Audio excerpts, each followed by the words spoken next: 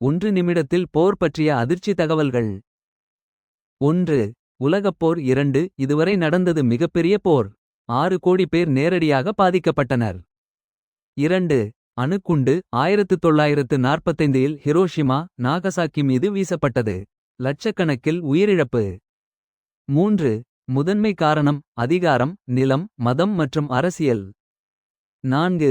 Longest வார் 100 years war England vs France 116 வருடங்கள் நீடித்தது.